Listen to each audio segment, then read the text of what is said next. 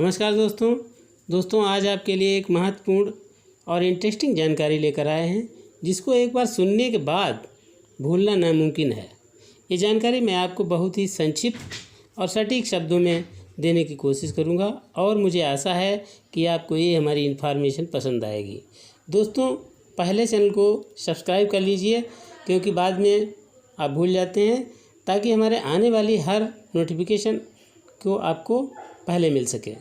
दोस्तों, यदि आपको हमारी वीडियो पसंद आए तो लाइक और कमेंट करना ना भूलें। तो चलिए दोस्तों, वीडियो शुरू करते हैं। दोस्तों, आज का हमारा विषय है इंग्लिश ग्रामर का चैप्टर आर्टिकल। आर्टिकल क्या है? आर्टिकल की ग्रामर में क्या भूमिका है? आर्टिकल वह ग्रामर का हिस्सा है जिसके बगैर हम ग्रामर की कल्पना भी नहीं कर सकते हैं। तो दोस्तों, आगे इसमें ज़्यादा जानकारी के लिए आगे बढ़ते हैं। तो दोस्तों, आज का हमारा टॉपिक है आर्टिकल। तो आर्टिकल क्या है और इसकी ग्रामर में क्या भूमिका है और इसके क्या क्या कैसे कैसे यूज़ हैं, इन सब की जानकारी के लिए हम आगे बढ़ते हैं। तो the article play very important role ensuring that we speak and write correct English. कहने का तात्पर्य यह है कि आर्टिकल वो शब्द हैं जिससे हम जो भी कुछ इंग्लिश में बोलते हैं, लिखते हैं, तो वो करेक्ट कैसे होगा, उसको श्योर करता है कि ये करेक्ट है या नहीं। A wrong use of article can change meaning of the word. अगर आपका आर्टिकल का यूज ही गलत है तो उसका मीनिंग चेंज हो जाएगा। Use of some articles depend strictly on sound produced by them, they are called determiners.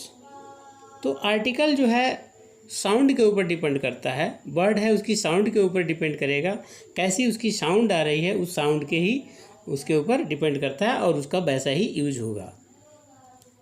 अब आते हैं कि फैमिली ऑफ आर्टिकल। आर्टिकल का फैमिली में कितने इसके मेंबर हैं? In the family of article has only 3 members. Article की फैमिली में 3 मेंबर्स हैं, ए एंड दी, और it is divided into 2 groups. इनके भी 2 ग्रुप हैं, पहला डेफिनिट आर्टिकल्स और दूसरा इनडेफिनिट आर्टिकल्स। तो जो हमारा दे है ये डेफिनिट आर्टिकल्स है। तो सबसे पहले हम डेफिनिट आर्टिकल्स के बारे में जानना चाहेंगे। तो the is a grammatical article in English, और इसका दी का यूज कहाँ कहाँ होता है, किन वर्ड्स के पहले दी का यूज होता है। तो इसका फर्स्ट रूल है denoting person or thing already mentioned under discussion and familiar to listeners, readers और स्पीकर्स। तो कहने का तात्पर्य है कि इसका यूज वहाँ करते हैं जिस किसी चीज़ के बारे में हम पहले ही डिस्कशन कर चुके हों या जो रीडर जिसके बारे में पहले से ही जानता हो, फैमिलियर हो, तो वहाँ पर दी का यूज होगा। The word can be used both singular and plural, और दी का यूज दोनों के साथ ही होता है, चाहे सिंगुलर हो या प्लूरल हो। और थर्ड रूल है हमारा बिफोर म्यूजिकल इंस्ट्रूमेंट्स। जितने भी म्यूजिकल इंस्ट्रूमेंट्स हैं, जैसे हारमोनियम है, फ्लूट है, वायलिन है, वीणा है, इन सारे जितने भी फ्लूट हैं, वाद्य यंत्र हैं, उन सब के आगे दी का यूज होगा। फोर्थ हमारा है जो एस्ट्रोनॉमिस्ट बर्ड्स हैं, एस्ट्रोनॉमिस्ट हैं, जैसे भूगोल है, खगोल है, इनसे संबंधित जो भी वस्तुएं हैं वो सब उनके पहले डेफिनिट आर्टिकल का यूज होगा। जैसे द सन, द अर्थ। तो ये खगोलीय पिंड है, सन और अर्थ, इसलिए इनके आगे दी का यूज हुआ है।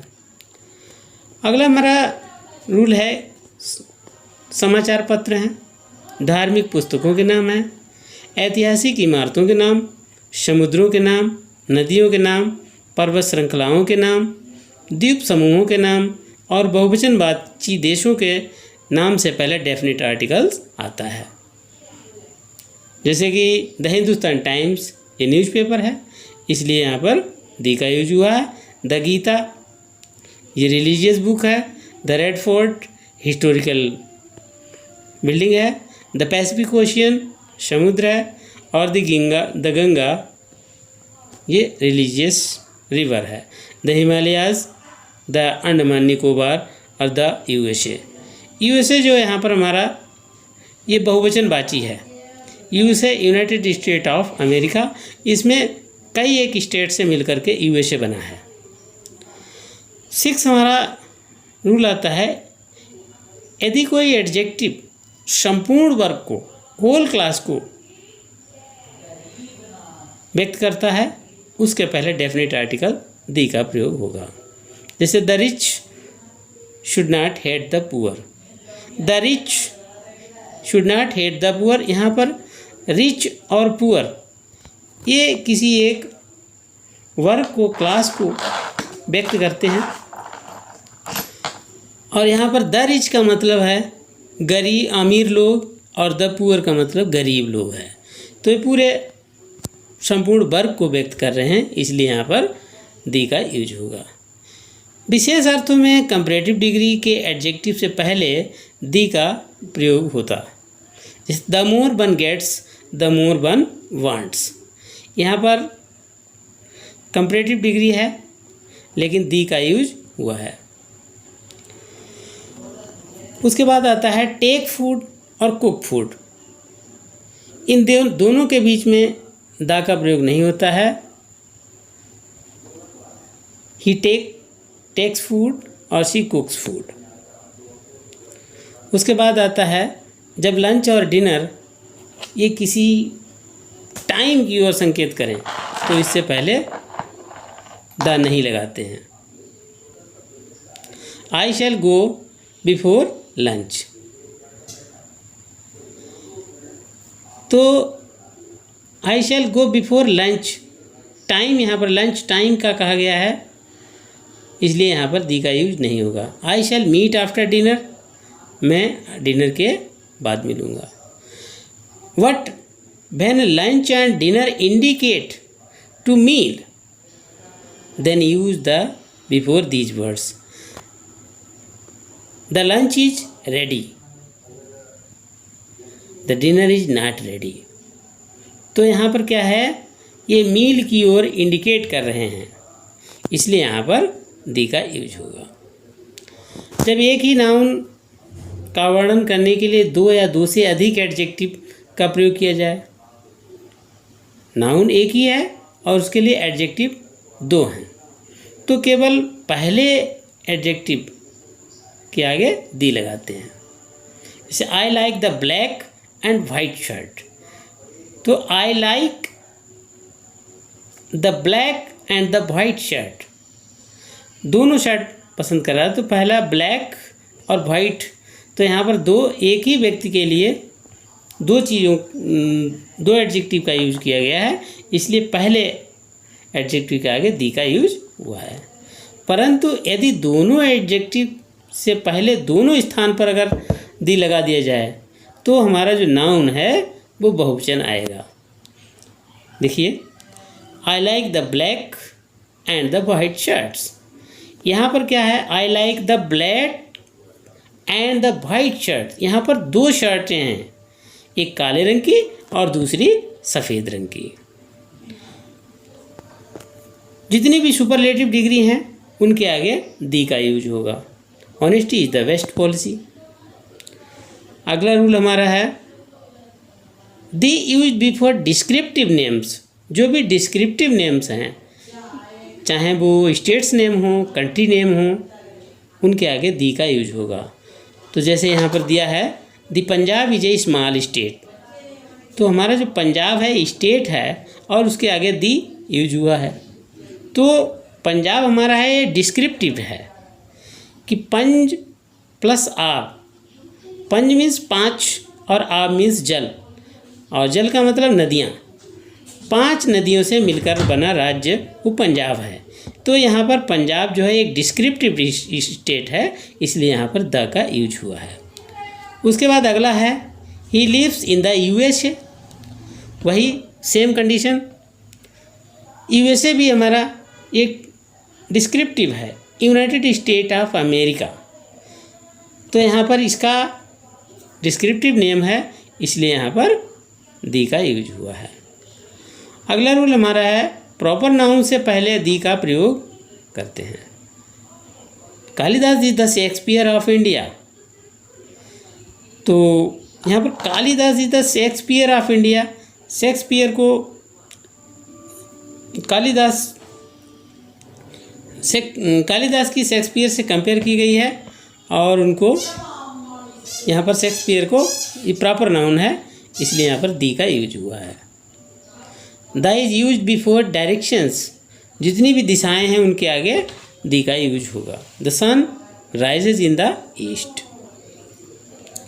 अगला है names of the parts of body in place of possessive adjective. जहाँ पर पॉजेसिव एडजेक्टिव की बात आए वहाँ पर भी दी का यूज होगा। He struck me on the head. तो यहाँ पर हेड के ऊपर यहाँ पर पॉजेसिव आ गया है, तो यहाँ पर दी का यूज हुआ है। दी इज यूज बिफोर टाइटल्स, जितने भी टाइटल्स हैं उनके आगे दी का प्रयोग होगा। Akbar the great was loved by his subject. तो यहाँ पर अकबर द ग्रेट ये टाइटल है उसका, इसलिए यहाँ पर दी का यूज हुआ है। अगला रूल है कि adjective of comparative degree when selection meant. Adjective of comparative degree, जब डिग्री कंपैरेटिव हो और उसका सिलेक्शन भी हो, चयन हो। He is the more skill of the two brothers. यहाँ पर दो भाइयों से वो मोर स्किल है, तो यहाँ पर सिलेक्शन है, इसलिए द का यूज होगा, लेकिन हमारी डिग्री क्या है, कंपैरेटिव है। The is use before when singular noun represent a whole class. हमारा नाउन है, सिंगुलर है, लेकिन वो होल क्लास को व्यक्त कर रहा है। तो the horse is a precious animal. तो हॉर्स क्या है, एक प्रेशियस एनिमल है और ये पूरे हॉर्स के लिए बता रहा है। अगला रूल हमारा है the is used with ordinals. जहाँ पर ऑर्डिनल का हो, क्रम हो। She was the first to come. First, second, third, fourth, यहाँ पर दी का यूज होगा। The is use before common noun to give it the force of abstract noun. The use before common noun, common noun से पहले होगा, जो give it to force abstract noun, जो abstract noun को force करे। Common तो है लेकिन अब्स्ट्रैक्ट नाउन को फोर्स करे, जैसे as the word declared hero in him could not keep quiet him. तो जैसे ही बाहर डिक्लेयर हुआ, उसके अंदर का जो हीरो है वो could not keep quiet him, अपने को रोक नहीं सका। तो उसके अंदर का हीरो ये क्या है, एक अब्स्ट्रैक्ट नाउन है, इसलिए यहाँ पर हीरो से पहले दी का यूज हुआ है।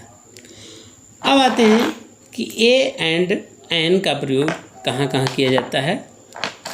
तो सबसे पहले जो भी काउंटेबल नाउन है, सिंगुलर जिनको कहते हैं गिने जाने वाले, उनसे पहले ए का प्रयोग होगा।